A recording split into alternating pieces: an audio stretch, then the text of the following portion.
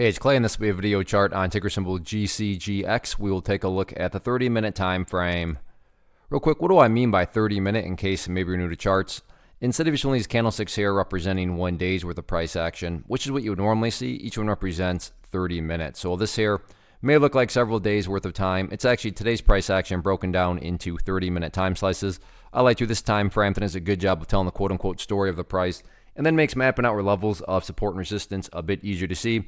Quite the eventful day today, not only from the price action point of view, but you look down here at the volume and well above average volume on the day. So a lot of eyeballs on this one. So let's map out some areas of support, and then we can talk levels of resistance. So the first level of support is what I would call the ideal level. And we say, hey, Clay, what would make this chart look the absolute strongest going forward? And that would be if the price could stay up there above 005. Now, don't get me wrong. If the price falls below 005, I'm not saying the entire chart's destroyed or ruined or anything like that. But yeah, if the price could manage to stay above that level, that would certainly be a big sign of power going forward.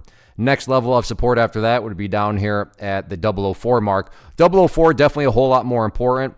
And why is that level so much more important? And I'm not saying this is what's going to occur, but if the price were to come down here to 004 and then just continue on down, what would that be doing to the price? Well, from a very literal perspective, that would literally be putting the price right back inside of that range that it just broke out of today. And not to insult your intelligence, but price movements that go back to where they were, not exactly a sign of true power, true strength, or anything like that. Whereas on the flip side of things, let's say the price came down here, however, in this situation, behaved like this, and then began to work its way back upwards. Now, all of a sudden, what would you have? Well, you'd have a set of lows right here.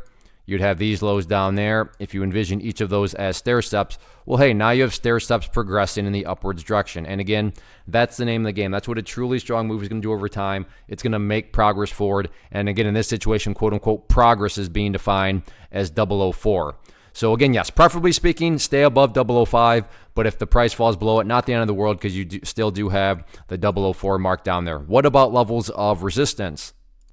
As far as where the sellers are at, initial level to keep a close eye on right up there at 0065. You can see that is the main price congestion point right up around that area. So 0065, public enemy number one. All in all, though, any way you look at it, great movement today, great volume. The week is young, still 4 days left. So let's see what else this one has in store.